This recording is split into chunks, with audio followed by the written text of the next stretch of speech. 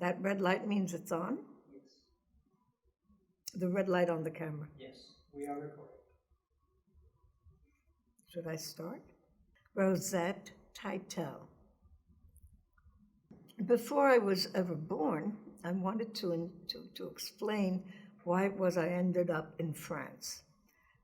My mother was born in Germany. My maternal grandmother, anytime I say grandmother, grandfather, it's always maternal because my paternal grandparents were murdered early on. When my mother was 11 years old, that means 1927, she came home from school crying and asked her father, "Why did we Jews kill Christ?" And his reaction was to say, "I'm not going to stay in this country." And he yanked up his wife, who came from a family that had been there for at least 100 years, and his 4 children, the youngest in a stroller, and went to France. He figured he was a master mechanic, he could get a job anywhere, made a mistake. They ended up quite impoverished. And fast forward, I was born in Nancy, which is in the northeast part of France. When I was 2.5, I contracted diphtheria. After 3 months in isolation, I remember none of it. But I can only begin to imagine if you're in isolation, you're all by yourself, any nurse or doctor who comes in must be wearing a mask. It had to be terrifying. I was released from the hospital. I survived diphtheria, which not everybody did. And I think it's my mother who made the decision that I would not survive wartime city living. No, it was wartime. Wartime city living with the food rations that went on. So she put me on a farm called, in a village called Fougères, in the middle of nowhere. There was nothing around, not a store, nothing. No, the church and the schools. And so what I do remember, I must have been around 3. I remember a day when I stood there feeling, I'm healthy. I'm sure I didn't use that word, but I felt physically better. And I was left there an extra 4 years. Very much alone, very isolated, and very, very sad. I cried all the time. I had no friends, because who wants to be friends with someone who cries? The family kept me because they were being paid. I like to think that I was a hidden child who didn't know she was being hidden by people who didn't know they were hiding her. I'm sure if they had known I was a Jew, they would not have taken me in. I didn't know I was a Jew. At 2.5, you don't know your religion to begin with. I went to a one-room schoolhouse for the girls, and the sweetest nun taught me to read and write, and she was the only person who ever smiled at me all those years, including my mother. My mother came to visit me one day a year. At lunchtime, I would sit on the hill, leaning against the wall of the schoolhouse, overlooking the boys' school. There were very few girls going to school. I guess once they learned to read and write, they were kept home to do the housework. But the boys' school was much bigger. My lunchtime was their recess time, and so the 2 men teachers would stand with their hands behind their back, talking to each other, and I could see their lips moving. And the boys be running all over the place. The courtyard was beaten earth with some wonderful old oak trees. And at the base of the trees were some stones to protect the trees from these running boys. They all ran except for one boy who was walking shoulder to shoulder with his sister. Imagine being a girl in a boys' school. And they never stood still. They kept on walking and looking behind them constantly, because every so often a boy would run to the base of a tree, take a stone, and throw it at them. And those teachers' lips never stopped moving. It was okay. What was these two children's sin? They were Protestant instead of Catholic. So as young as I was, it didn't feel right to me. So I didn't fit in, not only because I was always crying, but because things just weren't, I didn't agree with things. Like watching a chicken run around the courtyard with its head cut off. You know, they say running like a chicken without a head. That's because that's what they do until finally the chicken plops down. The children came around and looked and cheered and thought it was such fun. And I saw it once. I never came back to see it twice. I just didn't fit in on every possible level. The one place I felt secure was in the church. It was a beautiful, small, Gothic stone church, and the sun coming through the stained glass windows just warmed my heart. It was a beautiful, beautiful place, and the Gregorian chants contributed to the beauty, but otherwise, nothing. I had one friend, and that was my handkerchief. I had a man's handkerchief that I sucked every night instead of sucking my thumb. I reached either 5 or 6 years of age, and the farmer's wife, Madame Rioux, came to me and said, "You're getting too old to suck a handkerchief." She bribed me to give it up. She said, "I will give you some coins." Wow, there were no stores around, but I knew money had some kind of value. The first night, I didn't sleep at all. The second night, half the night I didn't sleep, and then I finally passed out from exhaustion, and she gave me those 2 coins. I remember my little hand and the 2 coins in it. It was my right hand. And it was the first time that I had any positive feelings. And she said, "But let's put it away for safekeeping. Here's an egg cup. We'll put it into the egg cup and keep the egg cup way up there." They had a beautiful carved oak cabinet. In the kitchen was the living room, was everything. I said, "Sure." They had 3 children. The oldest was a woman who already had a baby and brought the baby in the dog carriage. The second one was a very good-looking young man. And the third one was a boy who didn't go to school because he had some kind of mental problem. At this point, he was about 16. And out of the blue, he approached me and he said, "You think you got paid to give up your hanky, huh?" I said, "Yes." He said, "Oh, really?" He reached up and he took down the egg cup, and it was empty. I was shattered, and it influenced me for life. You know, how do you trust anybody? I do trust people, but it took a long time. It was devastating. So why did I suck a handkerchief and not my thumb? Because when I was a baby in my mother's arms, there were shelter drills, and you had to run down to some basement. And the leader of one group said, "Please keep some kind of metal container near your front door so that on your way out you can grab it and bring it with you. Because should you be locked in by rubble for several days, what will get you will not be hunger, but it will be thirst. So since urine is sterile, you use that metal container and you collect your urine and you drink that so you don't feel thirst that badly."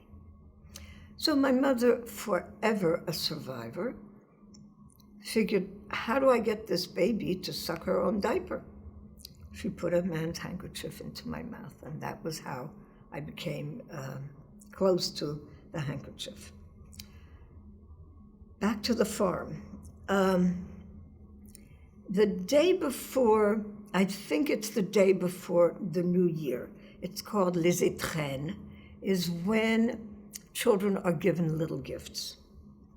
Monsieur Rioux, the farmer himself, called me in and called two other girls in, I didn't know them, and told us to stand behind the metal door leading to the staircase to the bedrooms upstairs. Wow, what's this about? I stood there and I needed to go to the bathroom. There's no way I was going to do anything to jeopardize this incredible whatever experience it was going to be. And I giggled. I remember giggling. I didn't know what giggling was, that it was that exciting.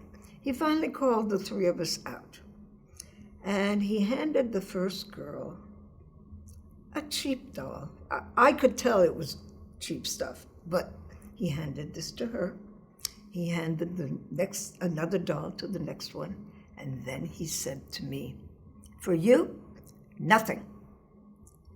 Why did he call me in? I don't know to this day, but it was such a mean thing to do, just like the younger son. The older son was found dead in a ditch with his fingernails pulled out. And that's a form of torture. They didn't tell me this. I overheard it. I don't know. It was such a hole in nowhere. Why would anyone want to torture anybody there? The only thing I can think of is that it wasn't far from the city, La Mastre, where my mother was given a book that in France you gave a book with a dédicace, which means you said to so-and-so, and the date and the location, and the person's name, the person giving it. So she probably was working in the underground, in the resistance, in that area. And so if La Mastre had an underground cell, it's very likely that this young man might have known about it or might have been suspected of knowing about it. That's the only explanation I've been able to come up with. What did you remember about German or Nazi presence in your area? None. The closest I can come to is I used to often sit on an empty lot with a bombed out house. I have no idea how the house got bombed. And one day somebody came and rounded up the children, not near that house, and said, if a plane flies overhead, a plane flew overhead every, 2 weeks, not very often. If a plane flies overhead, maybe they're going to drop a bomb, although truly I don't know why they'd waste a bomb on this little nothing place. You have to go hide. Where did they teach us to go hide? At the base of a haystack, of haystacks. They'll blow up immediately, but that's all I can tell you about contacts with Nazis. I was totally unaware of dates, time, war, current events. I knew nothing. The one thing I knew was that there was a shortage of milk and eggs and those products, and the Rioux family was making a bundle, selling them all on the black market. I once saw them diluting the milk with water as they put it into a bottle, and I never was allowed to see anything like that again. What do you remember your mother telling you about that time in terms of Nazi occupation? Okay. Over the years, way after the farm, over the years she told me many stories, one incredibly gruesome, and I don't know whether I should put it on tape or not. Yeah, let me. In her activities with the resistance, she always worked with or for some man. She was the secretary. I must interject. One time they were in a cave with water flowing on either side and rats crossing her feet constantly. and she was typing whatever he wanted her to do. And the topic of Jews came up, and she said, "Oh, have you ever seen a Jew?" It was a secret that she was, right? It's a foregone conclusion. If you were a Jew, you weren't going to tell the world. Or at least not in my family.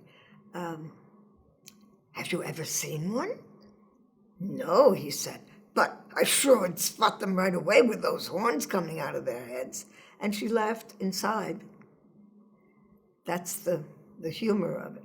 Anyway, one day, it seems that some German was killed, and they wanted to get revenge for it. So my mother and the other person were forewarned to quickly drive to this town to try to forewarn the people that they were in danger. They didn't make it in time. It was deserted, and the big oak doors were sealed shut from the outside, the big oak doors of the church. Every town had a church in the middle, and there was smoke coming out the top. They opened the door, and my mother said she didn't think it was humanly possible to crawl up a stone wall like that. But there were charred bodies charred onto the walls. They were all being punished for having been in a village where maybe somebody went out and killed this one German. Then they walked to the back of the church, and there had obviously been a pregnant woman who had not come in with the rest of the people. She was tied to a wooden table and sawed in half through the belly, through the baby, with blood all over. That's the most gruesome story my mother told me, but I know it wasn't the only one. She just was very reluctant to share her stories. There were, however, optimistic stories. It seems she was in a train with false papers, about to deliver some kind of information. The French trains had long benches on either side. It was cold weather and it was raining, and in those days all the coats were wool, so there's a special wet wool smell. And in the middle of a field, the train stopped, and on came an SS officer with the shiny black boots, and he started walking from one end to the other and stopped at everybody to examine the papers.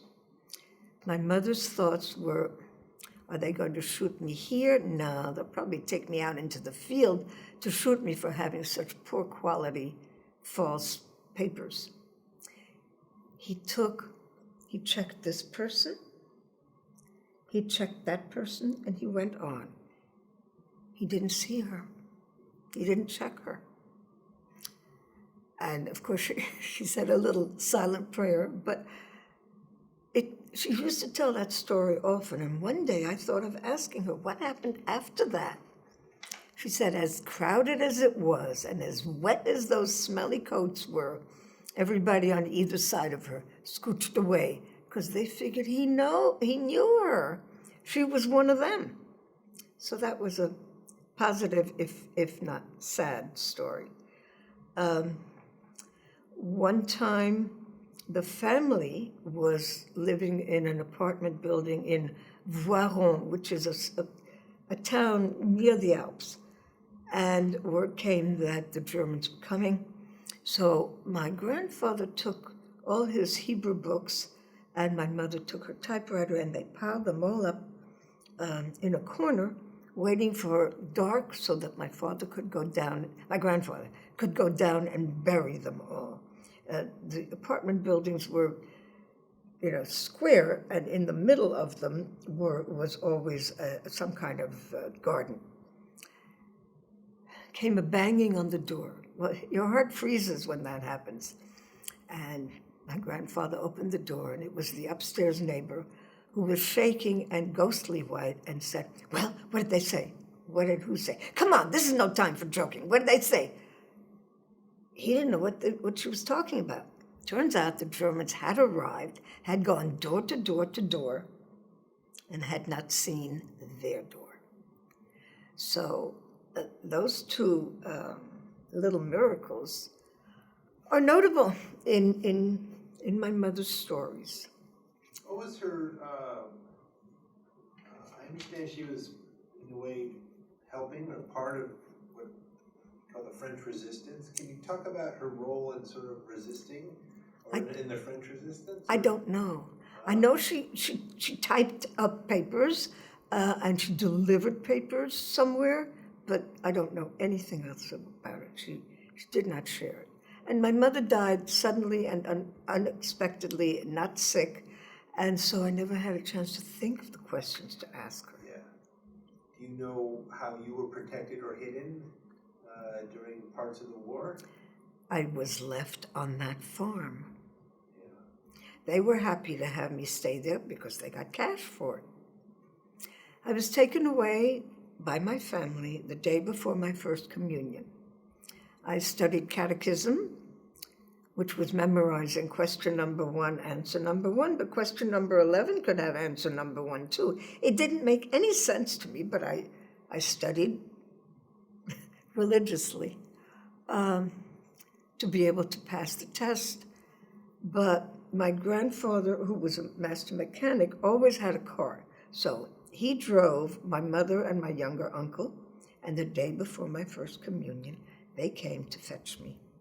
I guess they knew that was the day because probably they got a letter telling them they should bring me a dress for the communion. I have no idea why they showed up then. I did figure out as an adult that they didn't want me to have a first communion since I was Jewish. So it took many months for my mother to have the courage to tell me I was Jewish. That she told me about. I don't remember it. It was really traumatic.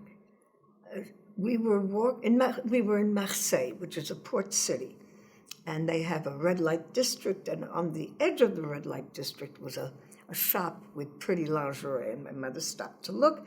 I was walking with her, and I said, "Oh, we can't look at that.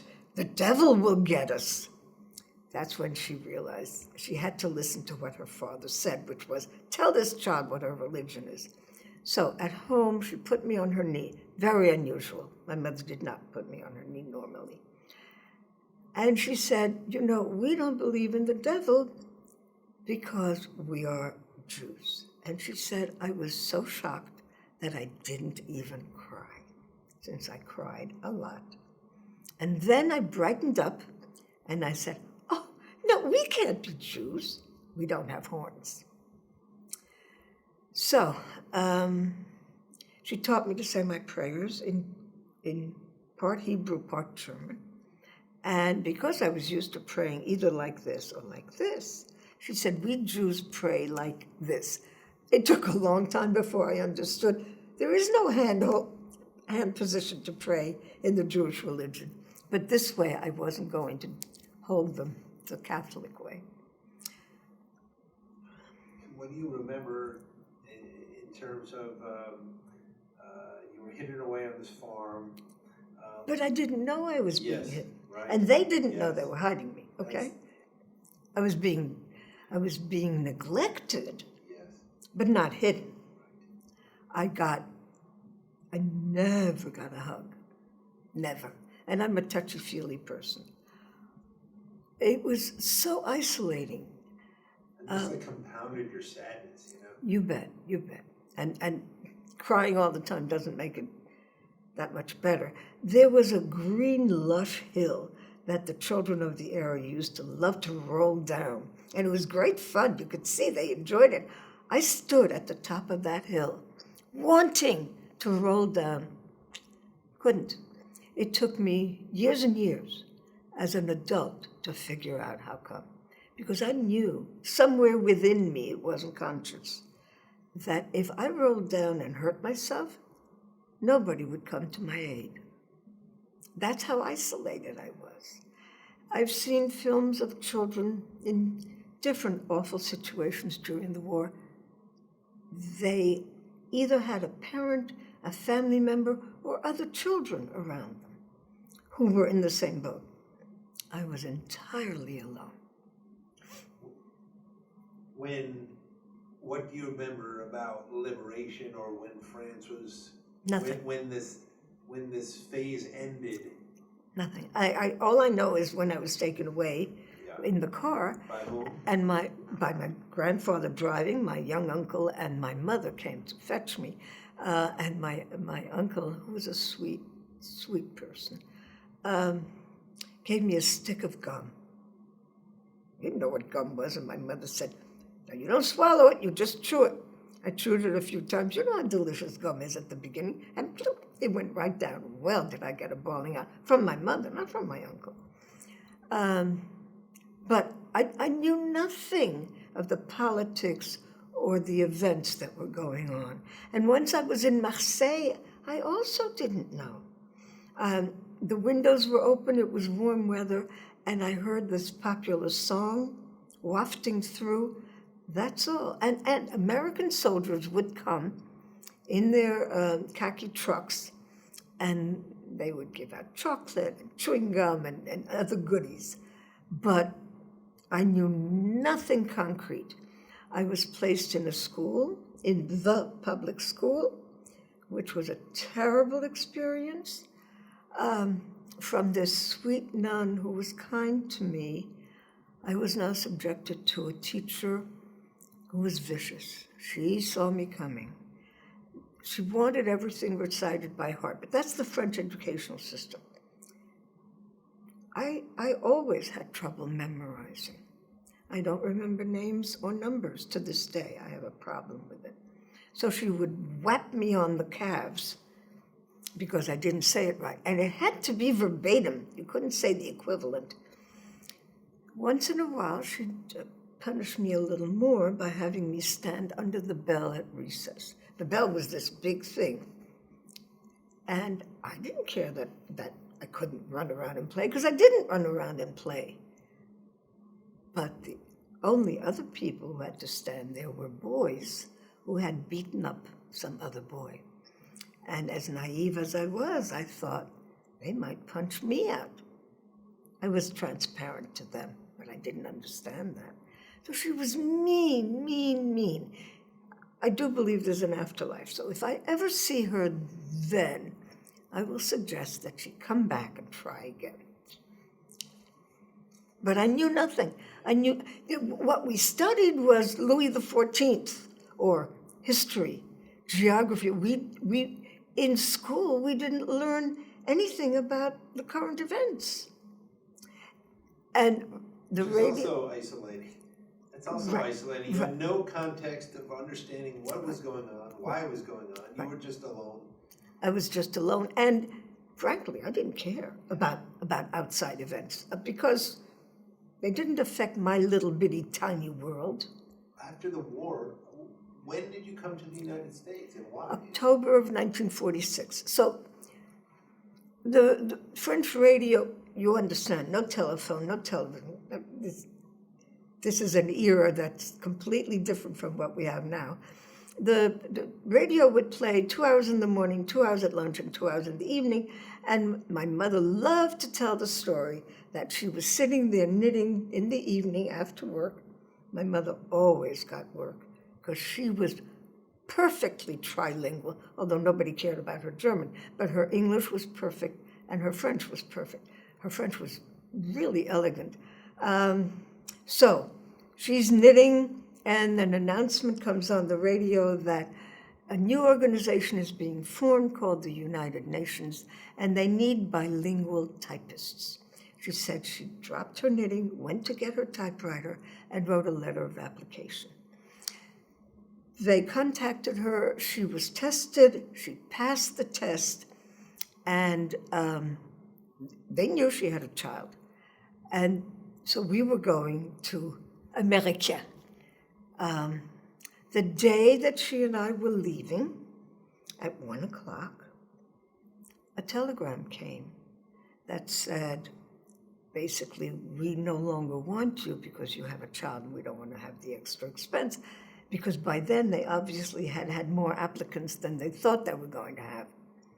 I visualized my mother standing there with the telegram. She had beautiful hands. The telegram between these two fingers saying to her father, "This did not come until after we left." And we took the train to Paris, a very long ride.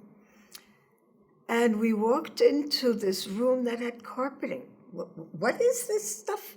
Soft stuff underfoot? I've never seen carpeting. Anyway, I sat on a bench in the back of the room, and my mother proceeded to the beautiful desk way up in the front with a princess telephone. And the man said in French, "What are you doing here?" She said, "What are you talking about?" And he told her why. And so here I am sitting in the back, hearing and understanding all this French. And I wanted to totally disappear. It was my fault. There was an issue. So my mother said, "You can't do this to me. I'm not leaving. I no longer have a job. I have no place to live. You have to let me go." So he picked up the phone, and then it switched to English. So I don't know what he said, but we ended up on a propeller plane that had to refuel in Greenland, and we landed at what was called Idlewild. We were picked up by a chauffeur in a wonderful navy blue uniform with a cap with a shiny visor, shiny front. And he took our cardboard suitcase and cardboard box tied with rope and put them into this gigantic trunk that was empty. Must have been a Lincoln Continental or something. I was wearing all the clothes I owned, which wasn't that much, you understand. But it was really uncomfortable, and that's because my mother was afraid that if she packed any extra clothes, she might be charged for the extra weight. So we were brought to the Taft Hotel, and my grandfather had acquired $50 on the black market. That was a lot of money in 1946, but my mother had no idea what it was worth. Because in those days, to buy a loaf of bread, you had to pay a few thousand francs. So we were both tired and hungry. She figured I could always order tea. I'm sure $50 should cover tea. She picked up the phone and ordered tea with a British accent, by the way. She didn't lose her British accent for many years. And along came a bellhop with a little red cap and gold buttons on his red jacket, pushing a cart. Yes, there was tea, but there were crackers and cookies and, maple syrup, because the poor Americans couldn't have sugar. They had to settle for maple syrup. That was a comical touch, because we didn't have either. And my mother said, "But I ordered tea." He said, "Well, there's your tea, ma'am." And he stormed out. So we ate every little crumb, took a little nap, and went downstairs. And the hotel was next to a brass rail restaurant with a big brass rail in front of the window. And mid-October, October 20th, I think, they had already set up for Thanksgiving. And there was a turkey with all the trimmings. And I asked my mother, in French, of course, "What is that, a chicken?" She said, "Of course not. There are no chickens that big. And besides, it's not a real bird. It's made of cardboard to let you know this is a restaurant." Standing nearby was a man in his trench coat. In those days, gentlemen wore hats, just as ladies wore hats. He approached, tipped his hat, and said, in French, in Canadian French, he explained he came from Canada. And he said, "I must tell you, that is a real bird. It's called a turkey, and if you wanted to, you could go in and have a slice cut and eat it." Wow. So then he said to my mother, "How long have you been in this country?" She looked at her watch and she said, 3 hours. He said, "Would you allow me to treat you to a typical American dish?"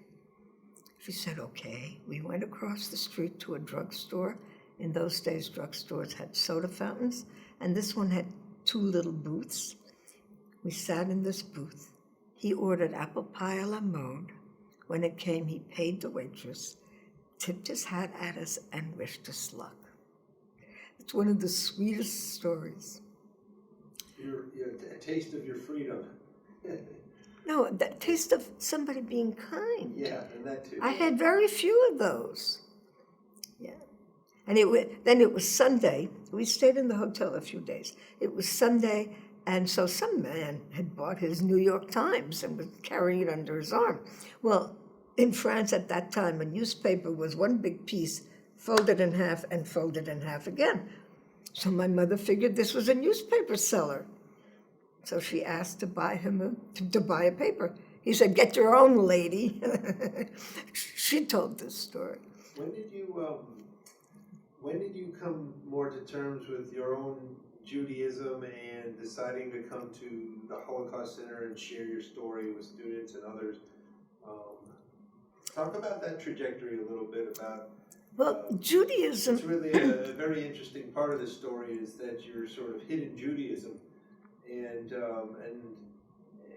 how has that changed through the years up until now, and what made you begin to want to speak about your experience during World War II, both as a As a faith child. Protestant or just a false Catholic rather. Protestant, you got stoned. Right. Well, my mother was hell-bent on sending me to Hebrew school.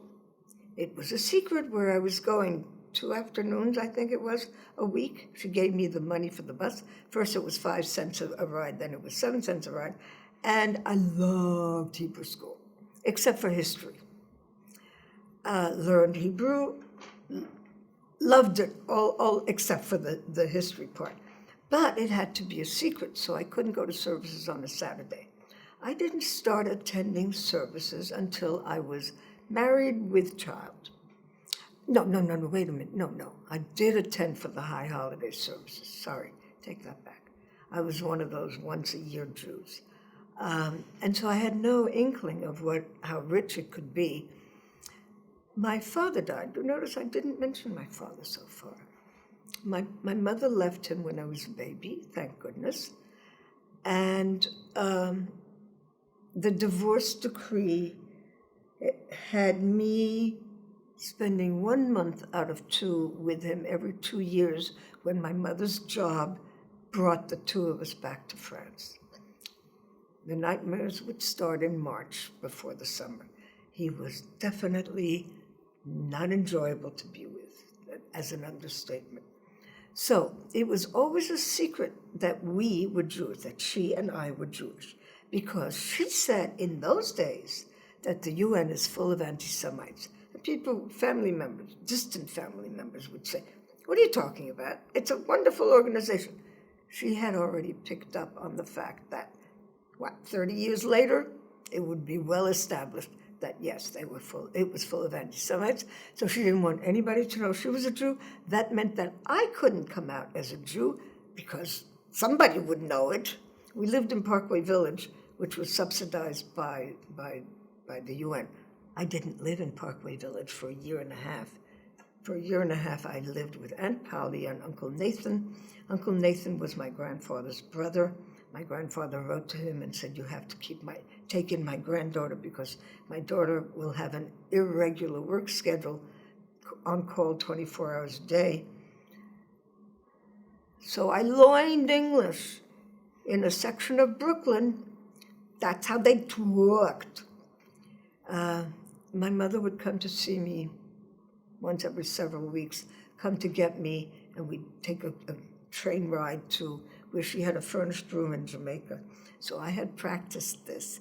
The doors opened, and I knew it would be quiet for a moment, and I looked up at her and I said, "You gotta go to work." And my mother, who spoke the King's English, did not compliment me for having learned English. So my Jewishness was a secret. We did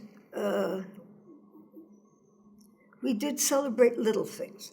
When my mother was assigned to Paris, and I lived for almost a full year with my grandparents, that was wonderful. And at Hanukkah, we sang, the three of us, my grandparents and I, and it was so beautiful.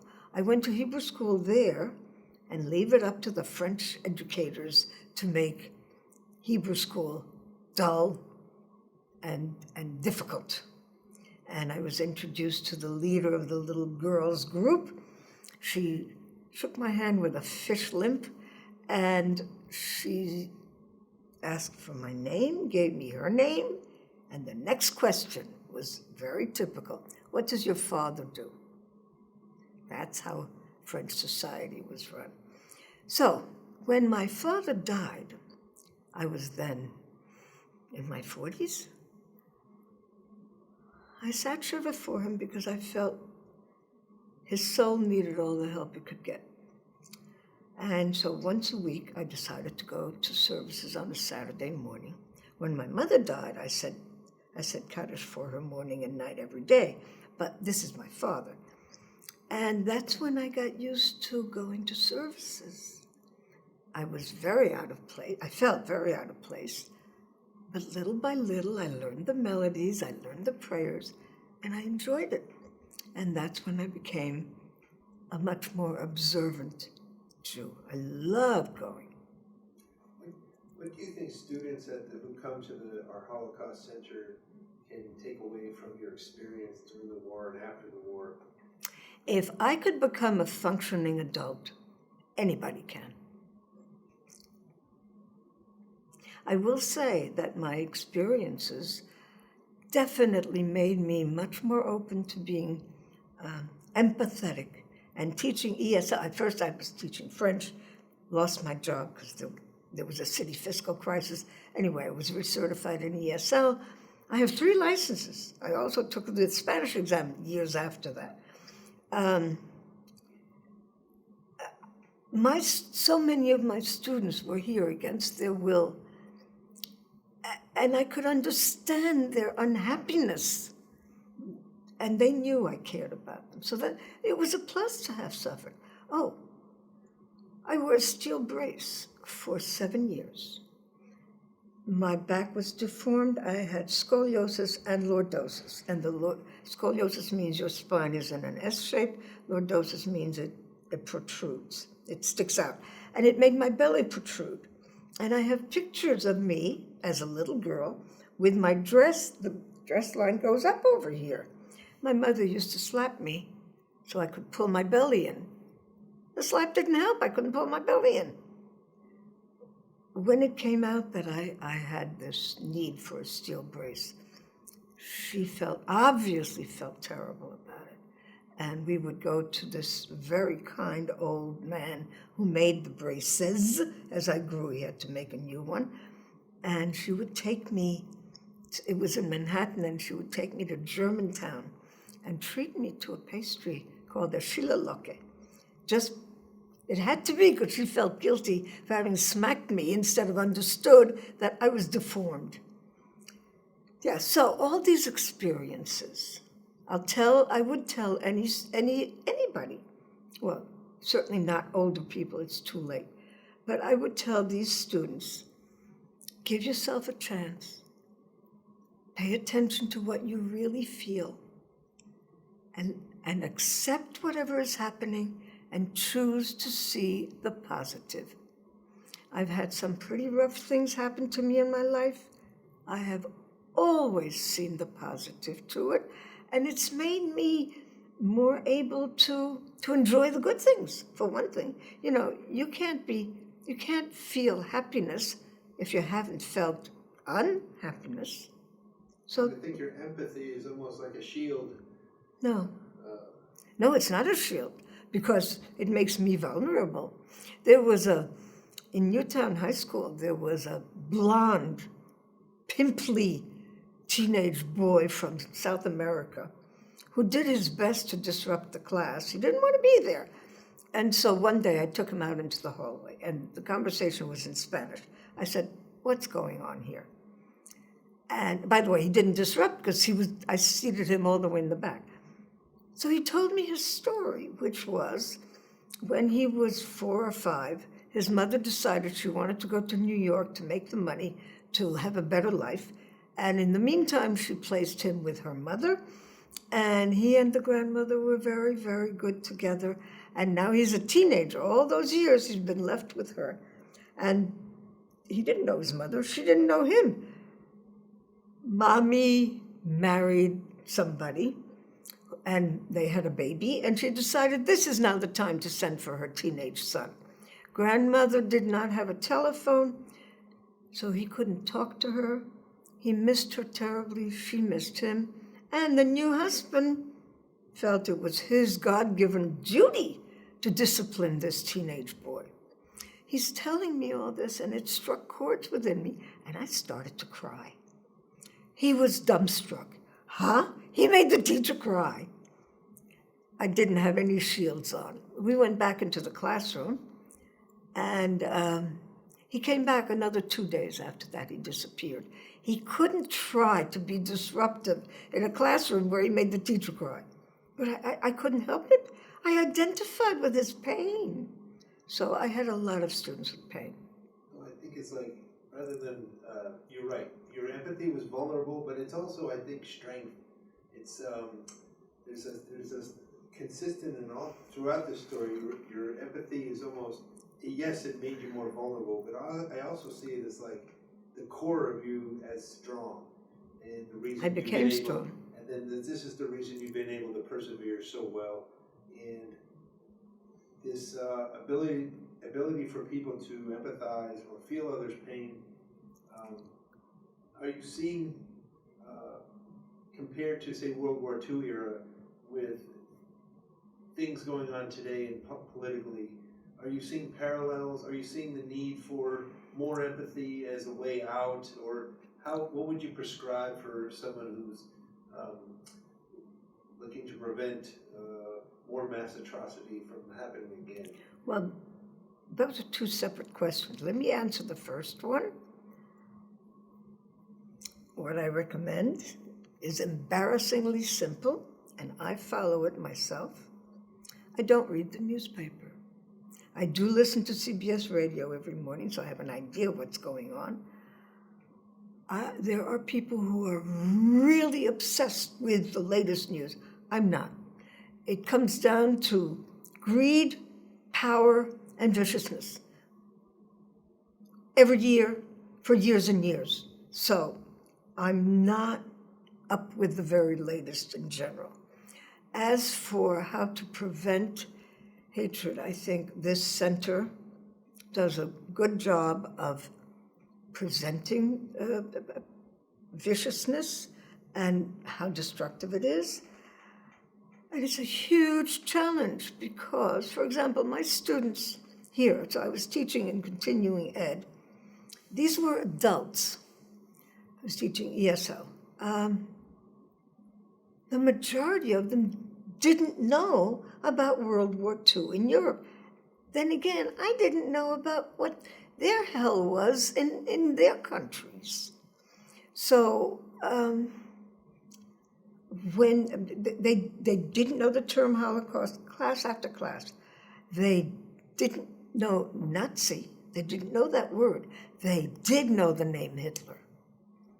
So they were far removed from it. So if they come here and they're educated here to understand how destructive it is to hate, this place is doing a great job. With your help, of course. With your help. You mentioned that you had some pictures that you might want to show us. Well, they're little and they're black and white. Yeah. No, they're over there. Do you need your glasses? No, not for the pictures. Thank you.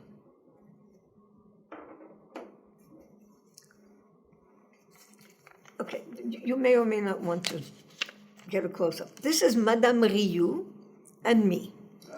And that's the farm. And it gives the thing is, it gives a wonderful impression of vast, vast space.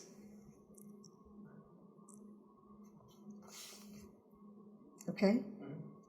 This is a picture of me, a formal portrait. My mother came once a year, except the year she was in an accident.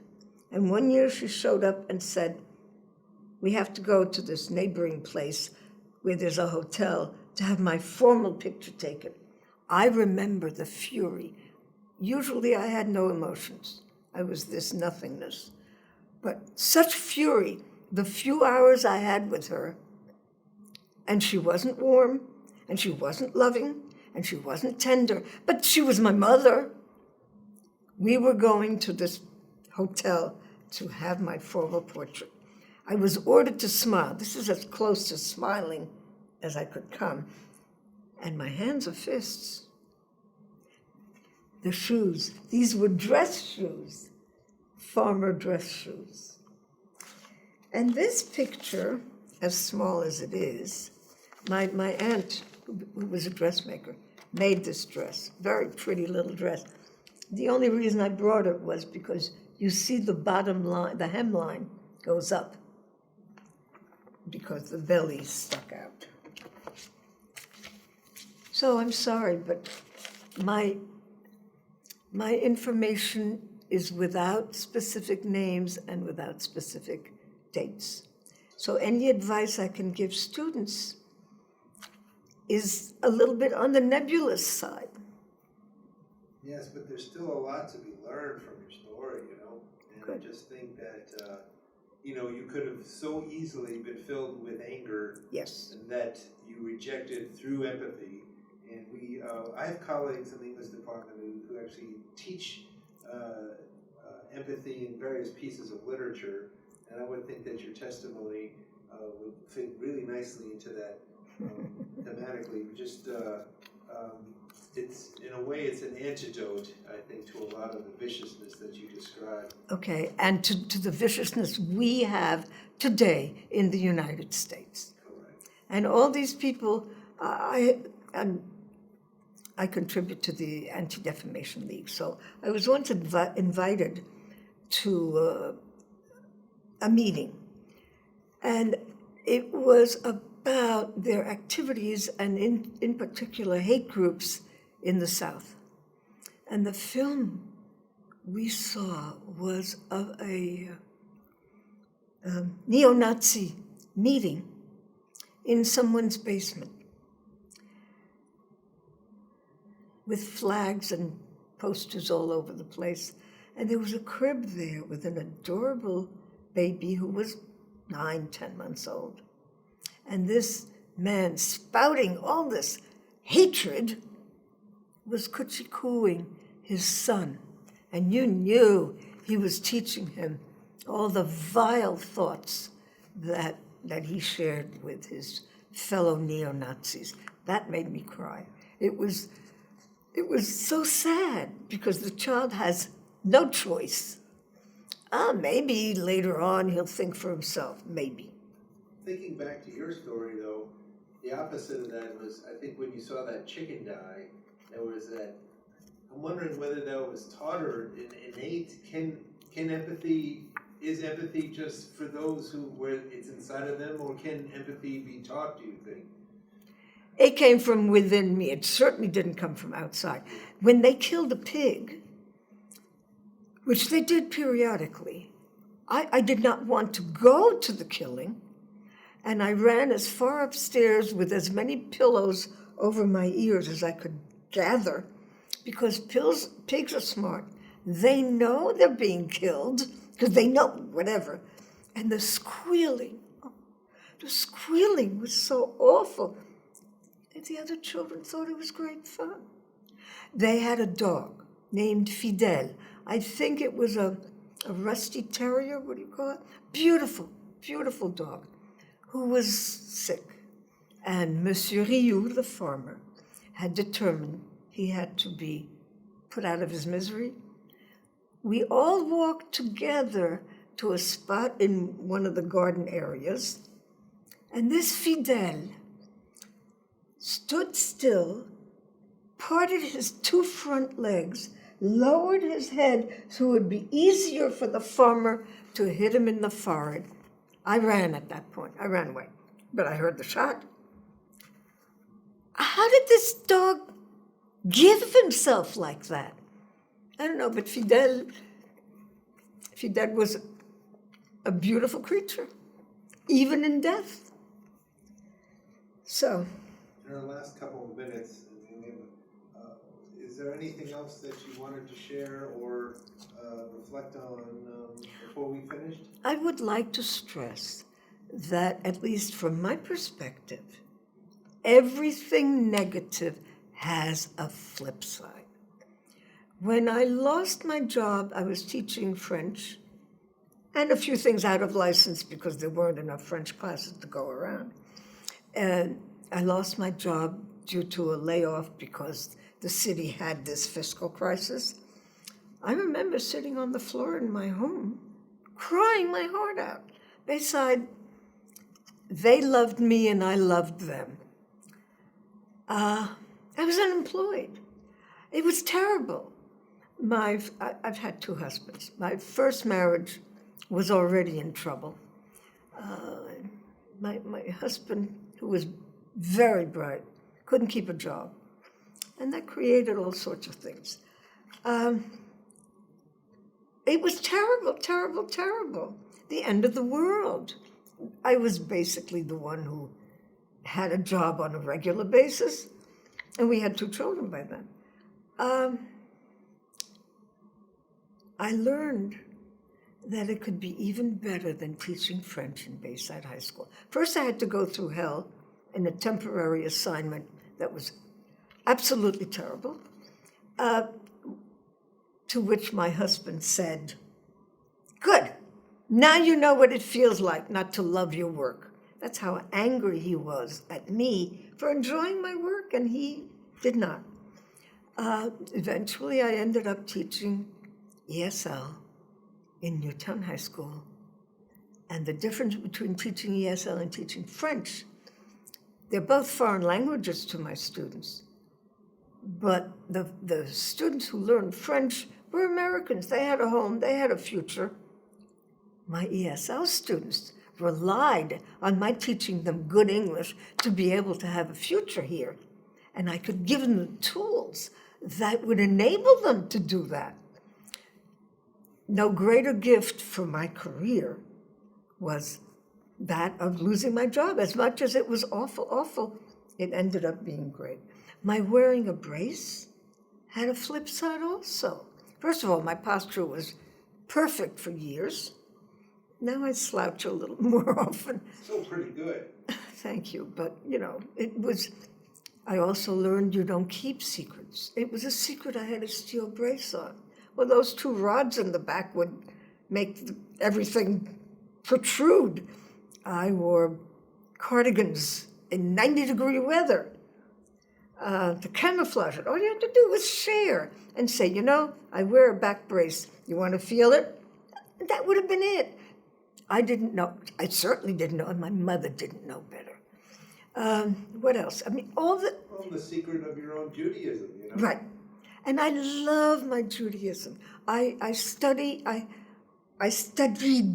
every chance I had to learn more about it. As a matter of fact, tomorrow evening, I'm going to a class in the synagogue that I belong to now, where the cantor is teaching about the Saturday services. I know the service, but I'm always anxious to learn more. And different leaders have different philosophies, different warmth. So to get back to the message, whatever bad happens to you, guaranteed there'll be something positive. If you allow it, there'll be something positive to come out of it. Okay? Well, you've made our day. Thank you so much for coming in. You're welcome. And sharing all that wisdom and experience. Thank you. And there's a lot to be taken away from it. We're going to hand this raw footage over to our editor. He won't shorten it very much. He'll take my voice out of it, and it will create one continuous narrative. We're interviewing, as you know, because you were at that Survivor breakfast, we're doing about 15 of these. We did 3 today. You're the last. And each are just so interesting and different. And, there's a lot to come away with. I've got. Are we still on tape? Yep, until you're. Okay, for very, very long, I did not come out. I did not consider myself a survivor because I hadn't been in a camp. And there was almost an embarrassment, a shame of it. And one of the people in the group put it into nasty words that, oh, you weren't in a camp. But by then I had learned that what I went through was no picnic either. No, it wasn't a concentration camp. It was other things. Yeah. I forgot to mention. That's a very important thought, by the way. What? We're Yeah. not comparing suffering. No. And because you suffered, but Right. we're not comparing whose was worse. But he does that. There's that we know what that's about, That has nothing to do with you. Right. I want to add something that I forgot to say. When I lived with Aunt Polly and Uncle Nathan, Aunt Polly truly had no use for me. I understand. Her 2 grown children were still living at home. The daughter was frantically looking for a husband. The son was working in his room. He was an artist, and he would draw the illustrations for the back cover of National Geographic and things like that. She sent me off every day with a lilting saying that fortunately I didn't understand until long after I had left there. I was there a year and a half. Goodbye, good riddance to bad rubbish. And that's what she considered me. I never ate with the family. To this day, I will not go out to eat alone in a restaurant. Can't stand that feeling of isolation. There you go, isolation. I never saw the inside of the dining room. I didn't even have the guts to, at another time of the day, just go and see what it looks like. I was very weak. There's a word, lemishka, which means I've made up for it. So she would give me a piece of whatever meat she had made for the family, and every single night for a year and a half, she opened a little can of peas and carrots. That's what I had for dinner every night. In public school, one day they came along and gave us a little tube of Colgate toothpaste, a toothbrush, and a little sample of Lifebuoy soap. Oh, it smelled so awful. But I came home with it. I didn't know what a toothbrush was. I'm now 7.5 to 8 years old. Who knows what a toothbrush is? Wartime. And on a farm. I showed them to her. She said, oh, okay, now you can take a bath. Huh? I didn't know what a bath was. But to her, I wasn't going to be using up her soap because now I had my own little cake of stinky Lifebuoy soap. That was her outlook towards me. I understand. She didn't need a crying foreign child. It was many, many, many years later that I was put in contact with her daughter. She had been kind to me. She shared her bed with me. Who told me that Aunt Polly, as a girl, had lost her mother, and therefore she was placed with a mean aunt. Guess what? When you suffer as a child, and you have a chance to do the same to some other hapless little girl, you do it. I'm grateful to say I don't have that need. I'm not positive why or how I overcame it, but I know that I feel differently about it. I feel if I can make this hapless child feel better, I'll do it. So these were the 2 people I lived with for a year and a half. I didn't have to live with them that long. My mother chose to let me stay there that much longer.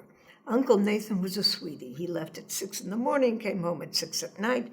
He would have to take out the vacuum cleaner because poor Polly's back hurt. My back hurts me, so he would vacuum.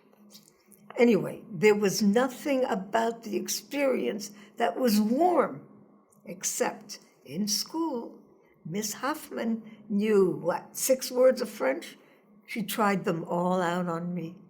And she smiled and she cared, and she was so sweet to me. I understood within 2 weeks, and I became fluent in 2 months. Because you plop somebody in an environment where nobody knows your native language, boy, oh boy, do you learn fast, even if it is with a heavy Brooklyn accent. Miss Hoffman, if I see her in the afterlife, I'll tell her she made a tremendous difference in my life. Because after that mean French teacher in France, I had this sweet woman who did not make me want to be a school dropout, on the contrary. And that is why I ended up continuing my studies as long as I did.